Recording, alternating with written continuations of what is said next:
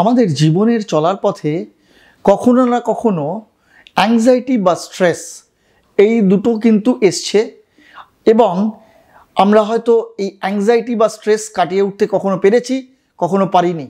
এবং এই অ্যাংজাইটি বা স্ট্রেস থেকে বিভিন্ন রকম মনের মধ্যে দুশ্চিন্তা বাড়তে থাকে। এই অ্যাংজাইটি বা স্ট্রেস কিভাবে কাটিয়ে তুলব, আজকে আমরা এই সব নিয়ে আলোচনা করব। আজকে আমরা পাশে পেয়েছি বিশিষ্ট সাইকিয়াট্রিস্ট প্রফেসর ডক্টর প্রথমা চৌধুরীকে। নমস্কার, আমি ডক্টর প্রথমা চৌধুরী, মনোচিকিৎসক, কলকাতা। আজকের বিষয়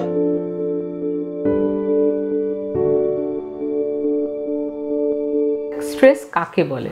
স্ট্রেস হলো আমাদের শরীর এবং মনের যে প্রতিক্রিয়া বা রিয়াকশন কোনো একটা ঘটনার পরিপ্রেক্ষিতে। সেই ঘটনাটা যেমন ধরুন, সামনে একটা পরীক্ষা আমার একটুও তৈরি হয়নি, অথবা হঠাৎ একটা ধুম করে বড় কোনো অসুখের ডায়াগনোসিস হলো, অথবা হঠাৎ হয়তো কোনো একটা আর্থিক বিপর্যয় নেমে আসলো। এই যে ঘটনাগুলো ঘটছে এটাকে আমরা বলি স্ট্রেসার, এবং তার প্রতিক্রিয়া আমার শরীরে বা মনে কি হচ্ছে সেটাকে আমরা বলি স্ট্রেস। এই তফাৎটা করা জরুরি, কারণ একই স্ট্রেসারে সবার রিয়াকশান সমান হয় না। ধরুন পরীক্ষা আছে, কেউ কেউ সেটাকে সহজভাবে নিয়ে দিব্যি ঘুরে বেড়াচ্ছে, একটু পড়ছে, পরীক্ষাও দিয়ে চলে এলো। আবার কেউ কেউ তা নিয়ে রাতের পর রাত তার ঘুম হলো না, চুল খাড়া খাড়া হয়ে গেল, ইত্যাদি ইত্যাদি। ফলে স্ট্রেস সবার ক্ষেত্রে সমানভাবে প্রতিভাত হবে তা কিন্তু নয়। দ্বিতীয় প্রশ্ন হলো, স্ট্রেস ভালো না স্ট্রেস মন্দ? একটুখানি স্ট্রেস বোধহয় ভালো, তা না হলে আমরা জীবনে এগোতে পারবো না। যদি এরকম হয় যে সারাটা জীবনই থোড় বড়ি খাড়া আর খাড়া বড়ি থোড় করে কাটিয়ে দিলাম, কোনো চ্যালেঞ্জের মুখোমুখি হলাম না, তাহলে তো জীবনে আর নতুন কিছু আবিষ্কারই করতে পারলাম না, নতুন কিছু ঘটলই না। কাজে জীবনের চ্যালেঞ্জের মুখোমুখি না হলে আমরা মানুষ হিসেবে এগোতে পারি না। আমাদের যে পার্সোনাল গ্রোথ বলে, আমি মানুষ হিসেবে যাচ্ছিলাম তার চেয়ে আরও অনেক বেশি ম্যাচিওর করলাম, এই ঘটনাটা ঘটে না। এই যে একটুখানি স্ট্রেস যেটা আমাদের কাজ করতে সাহায্য করে, রাত জেগে পরীক্ষার আগে একটু পড়তে বলে, এটাকে বলে ইউস্ট্রেস। মুশকিল হলো, স্ট্রেস সবসময় আর ভালো স্ট্রেস বা ইউস্ট্রেস থাকে না। বাড়াবাড়ির পর্যায়ে চলে গেলে তখন সেটাকে বলি আমরা ডিস্ট্রেস।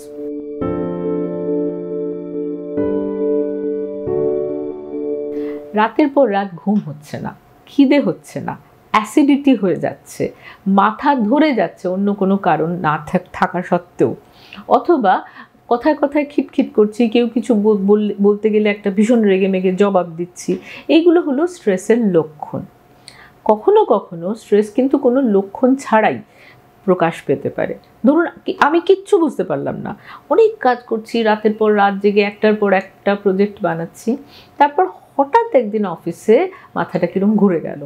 অফিসের ডাক্তারবাবু দেখলেন আমার প্রেশার সাংঘাতিক বেড়ে গেছে, কতগুলি ব্লাড টেস্ট করে দেখা গেল কোলেস্টেরল অনেক বেশি, বা এই ধরনের ব্যাপার। এটাকে বলে সাইলেন্ট স্ট্রেস সিমটমস।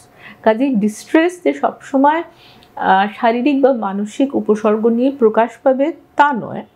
অনেক সময় খুব সাইলেন্টলি কোনো সিমটম ছাড়াই সে হঠাৎ একদিন একটা, যেটা বললাম, একটা পথ করে একটা স্ট্রোকের মতন সিমটম হয়ে গেল, এরকমও হতে পারে। কাজে স্ট্রেস সম্বন্ধে আগে থেকেই সাবধান হতে হবে আমাদের।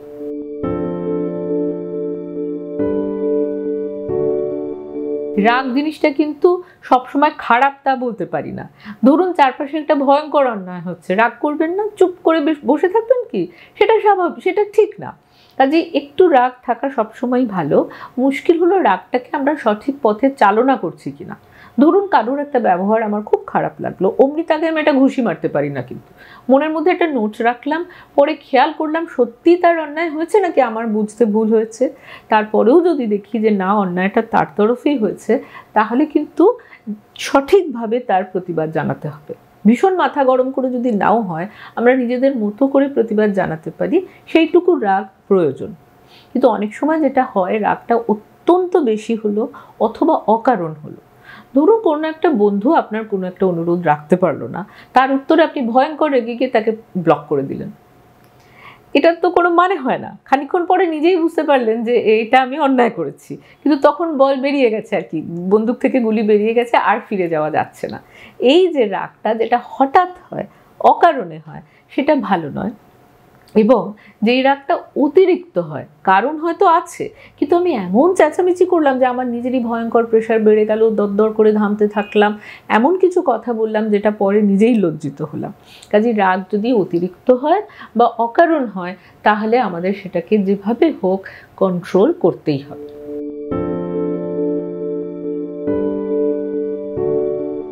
কতগুলো অ্যাঙ্গার ম্যানেজমেন্ট বা রাগকে সামলে রাখার টিপস আমি আপনাদের সঙ্গে শেয়ার করি। প্রথমেই রাগ যে হচ্ছে এটা আগে থেকে কিন্তু একটু না হলেও বোঝা যায়। ধরুন কানটা গরম হয়ে যাচ্ছে, রগের কাজটা দপদপ করছে, মাথাটা একটু ঝিমঝিম করছে। এক একটা মানুষের ক্ষেত্রে এক এক রকম, কিন্তু সচরাচর আমরা বুঝতে পারি যে এবার আমার মেজাজের পারদটা চড়ছে। যেই সেটা আইডেন্টিফাই করতে পারলাম তখনই আমরা ফার্স্ট স্টেপ বলি লিভ দ্য প্লেস। সেই জায়গাটা ছেড়ে চলে যান, অন্য একটা ঘরে চলে যান। যদি অন্য ঘরে যাওয়ার জায়গা না থাকে, বোর্ড মিটিং হচ্ছে, কোথায় যাব, মনে মনে অন্য একটা ঘরে চলে যান, মনে মনে ভাবুন যে আমি এখানে নেই। সেকেন্ড স্টেপ হলো যে রাগটা কোনোভাবে যদি বার করে দেওয়া যায়। যদি সত্যি আমি একটা অন্য ঘরে যেতে পারি তাহলে আমি ইচ্ছা করলে একটা কাগজ কুচিয়ে ফেলতে পারি বা অনেক সময় বালিশের মধ্যে মারতে পারি খুব নিরাপদভাবে। ওটাই বালিশে না মেরে আমি যদি এটা কাঁচের জানলায় মারি তাহলে আমার হাতও গেল, কাঁচের জানলাও গেল, কিন্তু বালিশে মারলে কারুর কোনো ক্ষতি নেই। নিরাপদভাবে রাগটাকে বের করে দেওয়া, ভেন্টিং আউট এটাকে আমরা বলি। তারপর চোখে মুখে একটু জল দিয়ে শরীরের কোর টেম্পারেচারটাকে একটু কমিয়ে আনা। এবং আমরা বলি 20 বার, জাস্ট 20 বার নাক দিয়ে নিঃশ্বাস নিন, আস্তে করে মুখ দিয়ে ছেড়ে দিন। এরকম করে 20টা সাইকেল গুনুন, দেখবেন মিনিট 5 কেটে গেছে। ততক্ষণে কিন্তু আপনি আবার প্রকৃতিস্থ হয়েছেন। ওই যে একটা ভয়ঙ্কর পাগলের মতন রাগ হচ্ছিল সেটা কমে যায়। তখন আমরা বসে বসে মনে মনে ভাবতে পারি এটা আমার প্রতি অন্যায় হলো কি, নাকি আমার বুঝতে ভুল হয়েছিল। যদি আমার প্রতি অন্যায় হয়েও থাকে এক্ষুনি না বলে কালকে বসের সাথে একটা অ্যাপয়েন্টমেন্ট করে ব্যাপারটা বলবো। এই সময়টা নিজের কাছে চেয়ে নিন, আইডেন্টিফাই করুন রাগ হচ্ছে, এবং তারপরে যে ধাপে ধাপে বললাম অন্য ঘরে চলে যাওয়া, রাগটাকে নিরাপদভাবে বার করে দেওয়া, চোখে মুখে জল দেওয়া, ডিপ ব্রিদিং করা, এবং অনেক সময় অনেকে বলেন আস্তে আস্তে করে একটা অন্য কোনো দৃশ্য ভাবা। পুরো জিনিসটা কিন্তু জাস্ট 5 মিনিটের একটা টোটকা, 5 মিনিটস ফার্স্ট এড। এটাতে আমাদের রাগ অনেকটা আমরা কন্ট্রোল করে ফেলতে পারি এবং অনেক অবাঞ্ছিত ব্যবহার, যেটা হয়তো পরে আমরা নিজেরাই লজ্জা পাবো, সেটা করার থেকে বেঁচে যেতে পারি। অসংখ্য ধন্যবাদ প্রফেসর ডক্টর প্রথমা চৌধুরীকে আমাদের মূল্যবান সময় দেওয়ার জন্য। আমার আরও পরামর্শ পেতে দেখতে থাকুন মেডিটিপস। ভিডিওটি ভালো লাগলে অবশ্যই একটি লাইক দিন এবং শেয়ার করুন এই ভিডিওটি, কারণ আপনার শেয়ার করা এই ভিডিওটি হয়তো আরেকজনের উপকারে আসতে পারে। আর হ্যাঁ, যারা মেডিটিপস এই চ্যানেলটিকে এখনও সাবস্ক্রাইব করেননি তারা সাবস্ক্রাইব করে নিন আমাদের এই চ্যানেলটিকে, এবং পাশে থাকা বেল আইকনটিকে প্রেস করে দিয়ে অল বাটনটিকে ক্লিক করে দিন, যাতে নতুন ভিডিও আপলোড করলেই তার নোটিফিকেশান পেয়ে যান আপনারা।